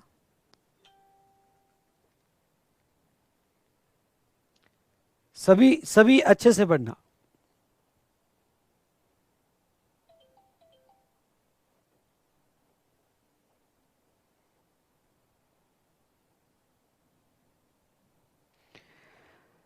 यस यस शुभम, सब कॉन्ट्रैक्टर का आईटीसी जीटीए में नहीं मिलता है, यहां पे दिया है, रेंटिंग ऑफ मोटर व्हीकल में दिया है,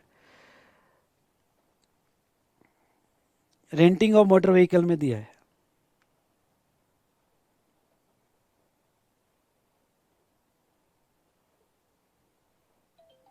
अरे सभी जागो, आंसर दो, समझ में आ रहा है क्या, ऐसे बिल्कुल गप मत बैठो चुपचाप।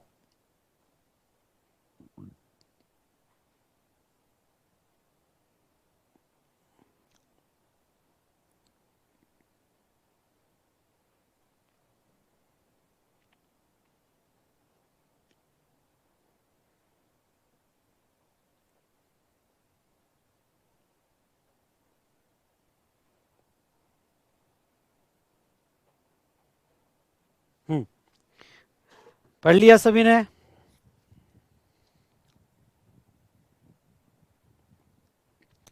ठीक है। अब यहां पे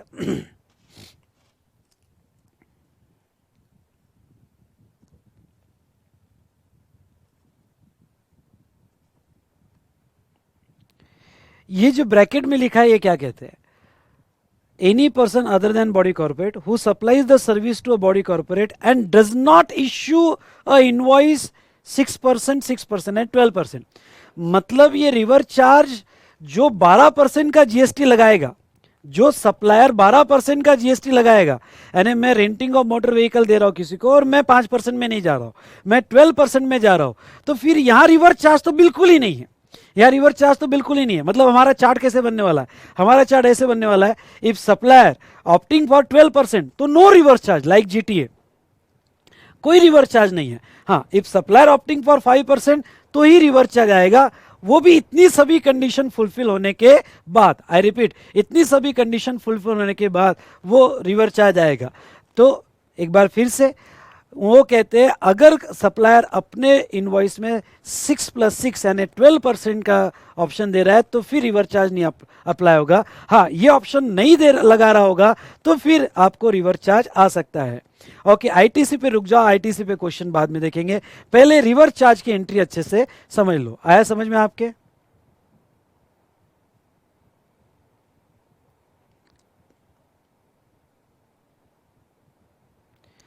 बाकी किसी का भी आईटीसी आपको नहीं मिलेगा बेटा। ओके, सिर्फ अगर किसी और से आपने रेंटिंग ऑफ मोटर व्हीकल जो है लिया होगा तो उसका ही आईटीसी मिलेगा, अगर आप 5% के लिए ऑप्ट कर रहे हो। अगर आप 12% के लिए ऑप्ट कर रहे हो तो फिर पूरा आईटीसी, सबका ही आईटीसी मिल जाएगा, input capital goods as well as input services के लिए। चलो अब थोड़ा आगे बढ़ते हैं। अब नीचे जो है वहां आपको एक चार्ट ड्रॉ करना है सभी को, वो चार्ट मैं पहले एक्सप्लेन कर देता हूं और फिर आप ड्रॉ करोगे।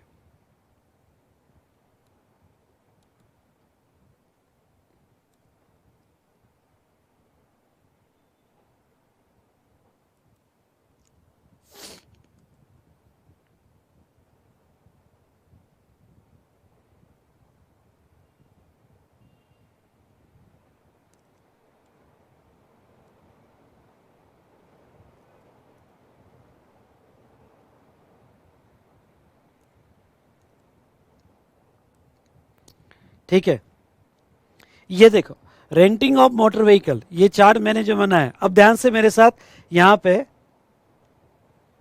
देखिएगा। Renting of motor vehicle designed to carry goods, अब अमेंडमेंट के बाद अगर वो ऐसा मोटर व्हीकल, आपके डाउट्स और क्वेश्चन रोको, अभी पहले ये एंट्री लिख लो, फिर मैं आपके डाउट्स क्वेश्चन देखूंगा।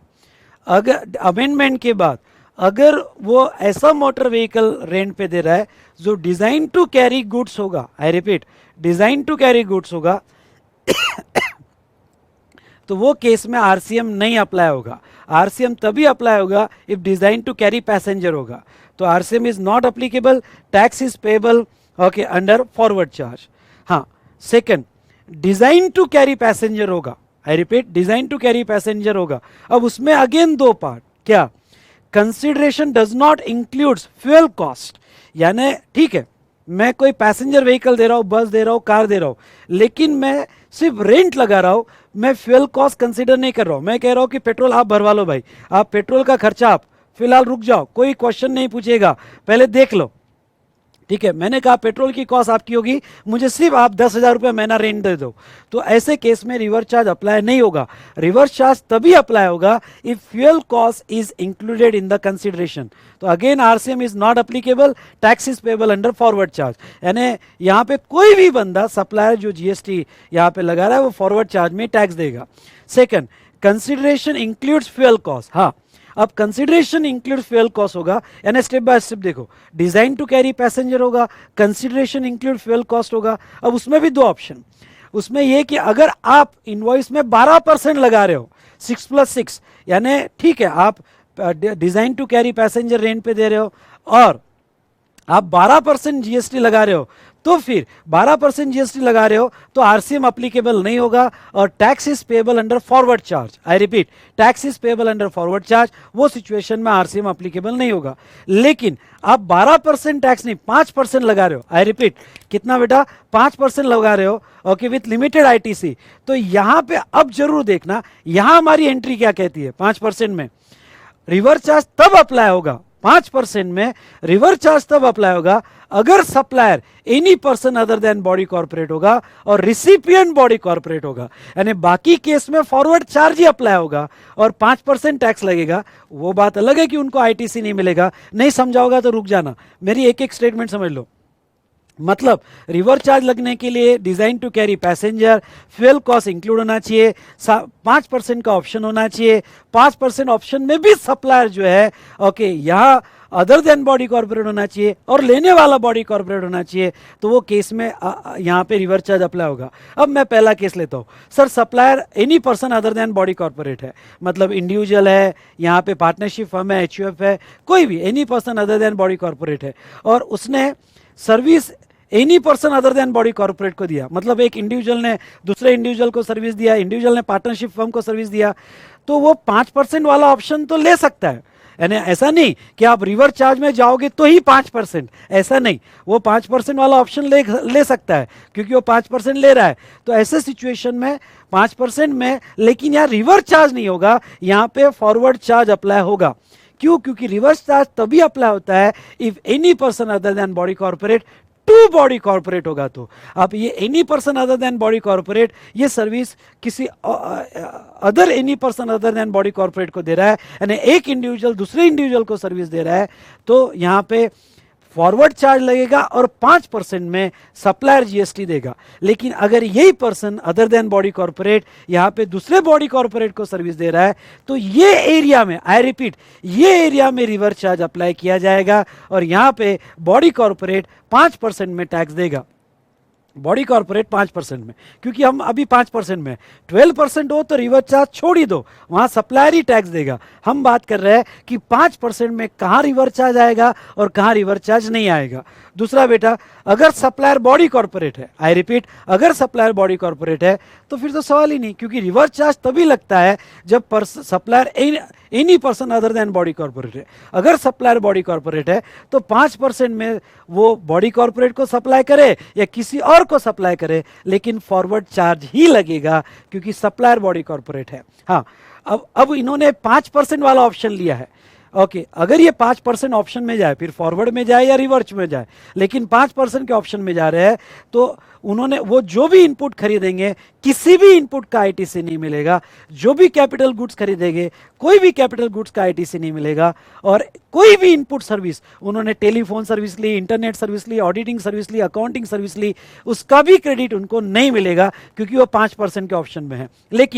लेकिन दोनों को एक इनपुट सर्विस का क्रेडिट मिलेगा, एक ही इनपुट सर्विस का। One service is eligible for ITC, इसके अलावा कुछ भी नहीं।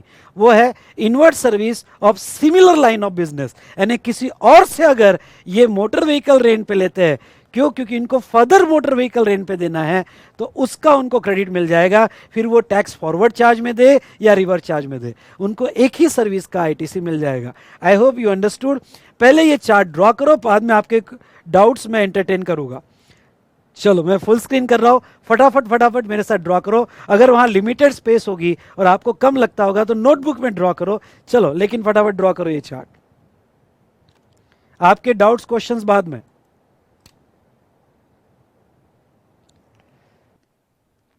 Service of lending of securities and securities lending scheme 1997 of SEBI, lender and borrower. ठीक है, तो person liable to pay tax, borrower a person who borrows the securities. ठीक है, चलिए तो दोस्तों यहां पे थोड़ा मैं इसके बारे में बता दूं। ये ऐसा है लेंडिंग ऑफ सिक्योरिटीज। वैसे शेयर मार्केट में अगर आपको नॉलेज नहीं होगा तो ऐसा हो सकता है कि ना समझे, लेकिन I will try my best. क्या हुआ, सेबी ने दो तीन साल पहले लेंडिंग ऑफ सिक्योरिटीज कंसेप्ट को यहाँ पे पिक्चर में लाया।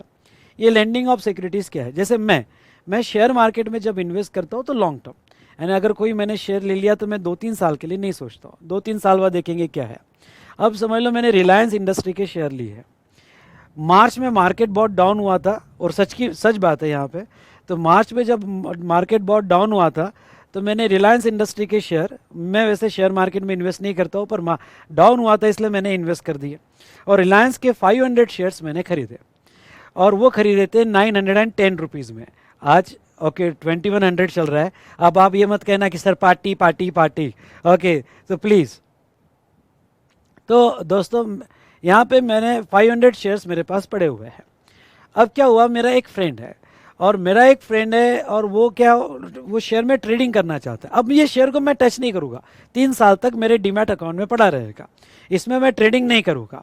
अब मेरा एक जो शेयर है, मेरा एक फ्रेंड जो है, ओके, वो ये शेयर जो है यहाँ पे ट्रेडिंग करना चाहता है। अब उसके पास पैसा नहीं है, क्योंकि आज तो शेयर जो है 2100 रुपये का हो गया है, लोग सोच रहे हैं कि ये 3000 रुपये का हो जाएगा कुछ दिनों बाद, तो वो इसमें ट्रेडिंग करना चाहता है, शॉर्ट टर्म ट्रेडिंग। अब 2100 रुपये का शेयर अगर वो खरीदने जाए, ओके, 500 शेयर तो बहुत बड़ा अमाउंट लग जाएगा उसको। तो उसने कहा कि यार विशाल, तेरे शेयर मुझे टेम्परेरी लेंड कर दे।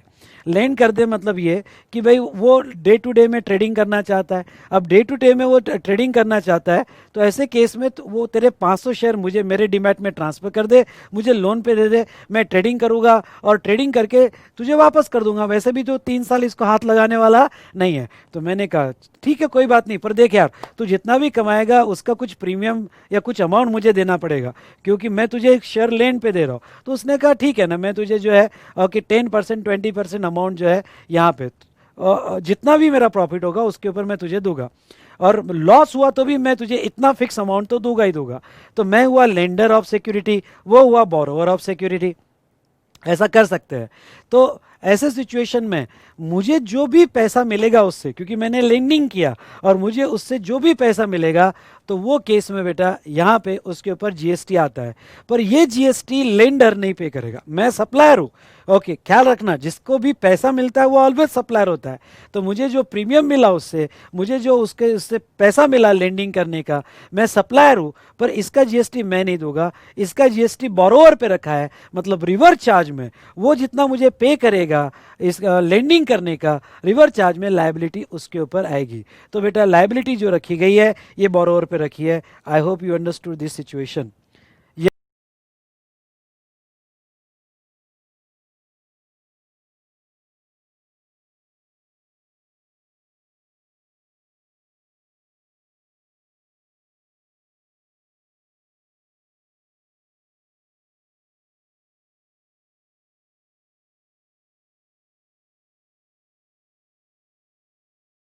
अब 9-4 की एंट्री, 9-4 का रिवर्स चार्ज हम देख लेते हैं।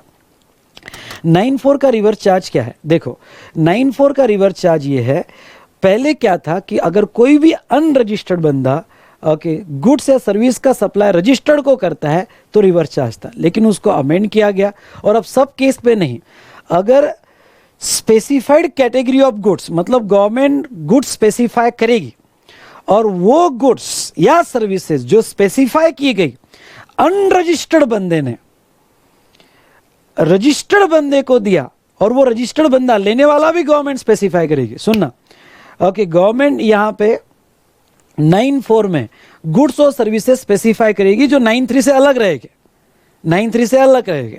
और 9-4 का रिवर्स चार्ज कब आएगा? वो स्पेसिफाइड गुड्स और सर्विसेज अनरजिस्टर्ड बंदे ने दिया, सप्लाई किया, और रजिस्टर्ड को सप्लाई किया, और ऐसे रजिस्टर्ड को सप्लाई किया जो रजिस्टर्ड है, जो स्पेसिफाइड है। तो ऐसे रजिस्टर्ड बंदे को सप्लाई किया जो स्पेसिफाइड है, तो रिवर्स चार्ज होगा। मतलब इसका स्कोप अभी बहुत लिमिटेड है। पहले तो गुड्स और सर्विस स्पेसिफाई होना चाहिए, दूसरा सप्लाई करने वाला अनरजिस्टर्ड होना चाहिए, और तीसरा लेने वाला रजिस्टर्ड होना चाहिए, और वो भी स्पेसिफाइड होना चाहिए। 9-3 और 9-4 में क्या बेसिक डिफरेंस है बेटा? ओके, 9-3 और 9-4 में क्या डिफरेंस है? 9-3 और 9-4 में यह है कि 9-3 में सप्लायर कोई भी हो, रजिस्टर्ड हो या अनरजिस्टर्ड हो, अगर आप ये 3 सिचुएशन में आते हो, मतलब उन्होंने सर्विस नोटिफाई कर दी, सप्लायर कोई भी हो, उसने रजिस्ट्रेशन लिया हो ना, सर्विस नोटिफाई कर दी, तो रिवर्स चार्ज ही लगेगा। 9-4 में सर्विस या गुड्स नोटिफाई भी करेंगे, और ये रिवर्स चार्ज तब लगेगा अगर सप्लायर अनरजिस्टर्ड है। अगर सप्लायर रजिस्टर्ड है तो फिर रिवर्स चार्ज नहीं लगेगा। सप्लायर अनरजिस्टर्ड है और लेने वाला रजिस्टर्ड है तो वो केस में ये रिवर्स चार्ज लगेगा। इसमें 3 केस नोटिफाई किया है।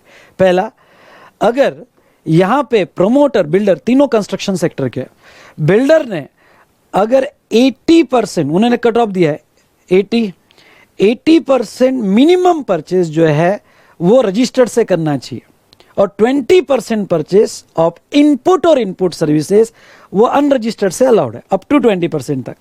ओके, अगर उन्होंने 80% से कम, ध्यान सुनना, 80% से कम या रजिस्टर्ड से किया परचेसेस, 80% से कम रजिस्टर्ड से किया, मतलब उन्होंने मिनिमम 80% परचेस रजिस्टर्ड से करनी चाहिए। अब उन्होंने 60% ही किया रजिस्टर्ड से, तो 80 माइनस 60 डिफरेंस कितना, 20%। तो इस 20% के लिए रिवर्स चार्ज अप्लाई कर दिया जाएगा और उसका टैक्स प्रमोटर देगा। मतलब कट ऑफ पॉइंट देखो, 80% परचेसेस आय और आईएस की रजिस्टर्ड से होनी चाहिए, और 20% परचेसेस आय प्लस आईएस की 20% तक अनरजिस्टर्ड से अलाउड है। ठीक है, अब बेटा ये 80 में से उसका परचेसेस सिर्फ 60% हुआ रजिस्टर्ड से, और 20% जो है यहाँ पे, ये 20% उसने जो है 80 खत्म होने को, 80% खत्म, 20% उसने ये रजिस्टर से किया और ये अनरजिस्टर्ड से किया, और बाकी जो उसको 20% अलाउड है अनरजिस्टर्ड के लिए। तो रिवर्स चार्ज जो 20% अनरजिस्टर्ड के लिए नॉर्मली अलाउड है, प्लस उसकी कमी रहेगी रजिस्टर्ड से 20% की, तो रिवर्स चार्ज 40 पे आएगा। नहीं, रिवर्स चार्ज 40 पे नहीं आएगा, 80% को कंप्लीट करने के, यानी ये जो गैप आया 80 और 60, तो इसमें का जो गैप है उतने पे ही आरसीएम लगेगा, उतने पे ही आरसीएम लगेगा। मेरी बात समझ रहे हो? ओके, ये मत कर लेना कि जो नॉर्मली अनरजिस्टर्ड से 20 अलाउड है वो प्लस ये 40 का रिवर्स चार्ज नहीं आएगा। ओके, जो 80 उसने रजिस्टर से परचेस करना था, ओके, बिल्डर ने, उसने वो कम किया, तो जितना डिफरेंस है उस पर ही रिवर्स चार्ज आएगा। Is it clear? तो वो आय और आईएस का।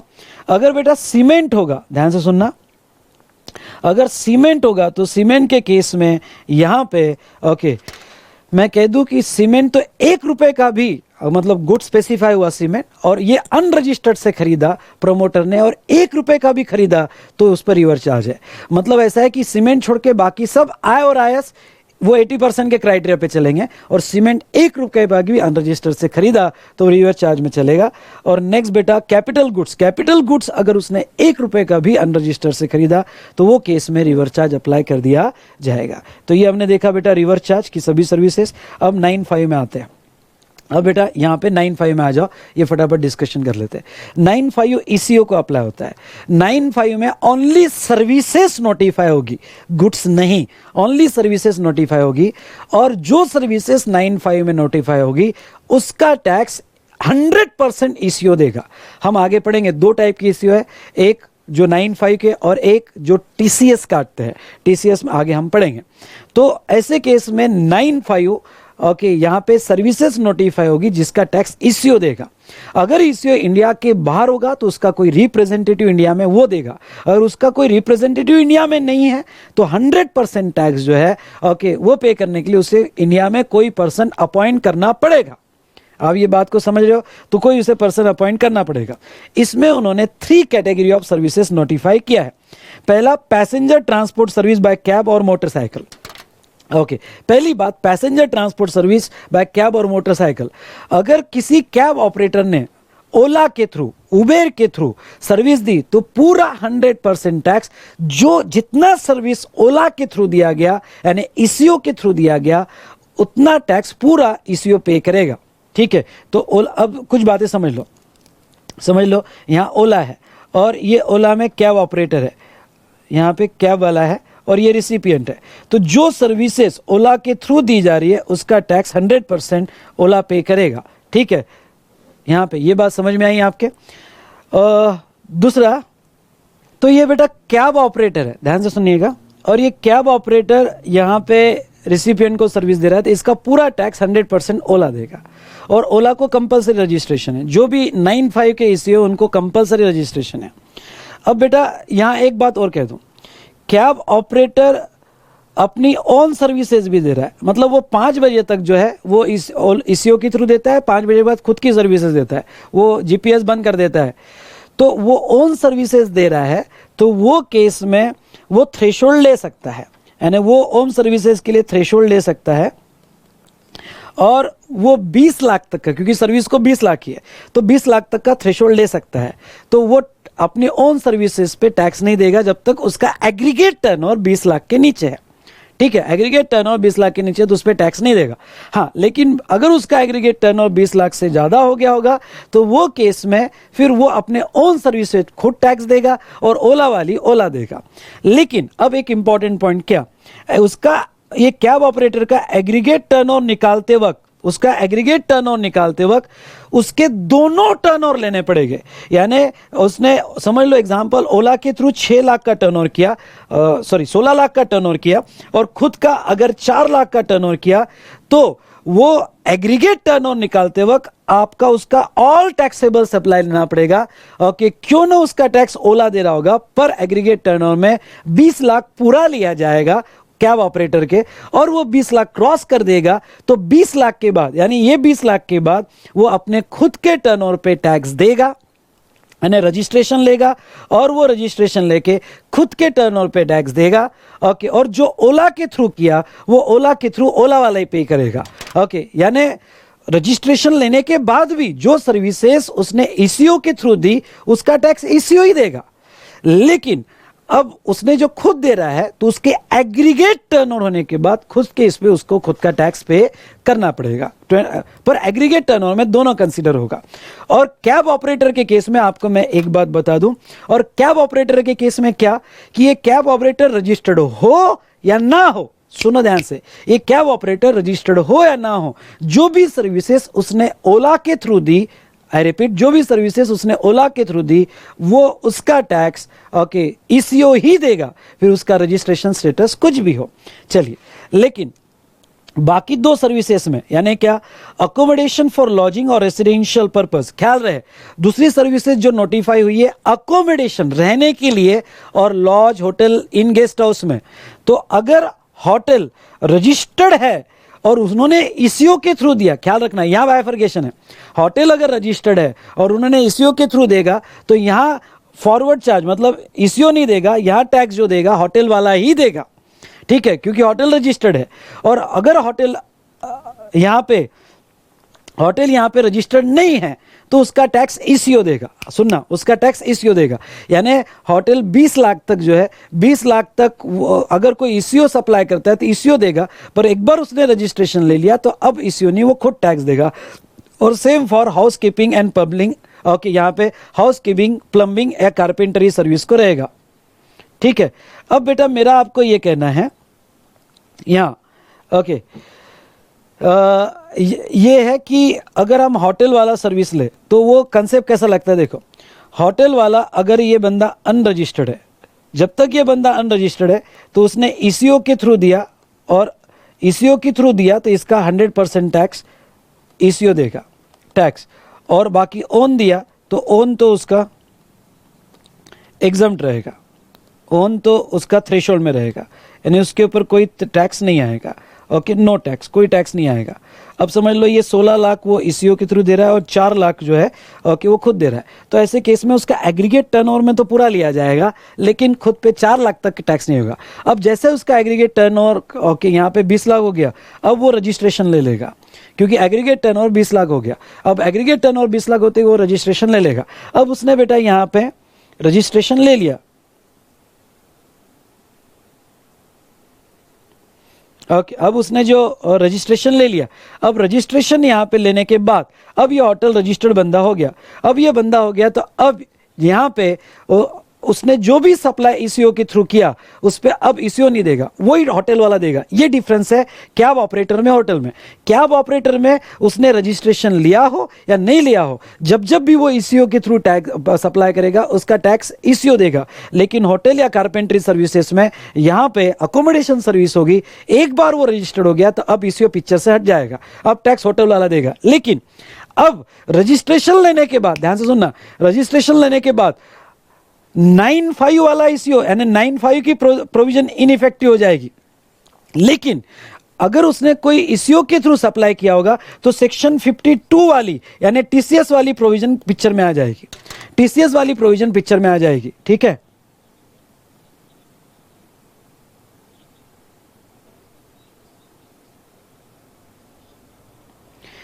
नहीं वो होटल उसने रजिस्ट्रेशन से ज्यादा मैं कहूँगा लायबल टू रजिस्ट्रेशन। ओके, हाँ, क्वेश्चन आदर्श ने अच्छा पूछा और मैं ये कहूँगा कि वो मैं रजिस्ट्रेशन आपके समझने के लिए कह रहा हूँ, लायबल टू भी रजिस्ट्रेशन हो गया तो ईसीओ पिक्चर से हट जाएगा, लायबिलिटी होटल पे ही आएगी।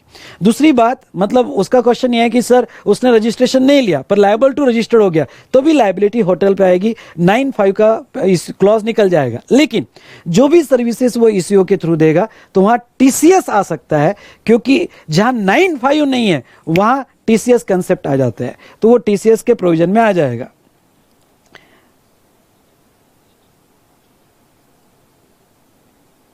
पॉइंट नंबर 1 में जो नोट दिया है वो गलत है, देखता हूं क्या नोट दिया है मैंने यहाँ पे।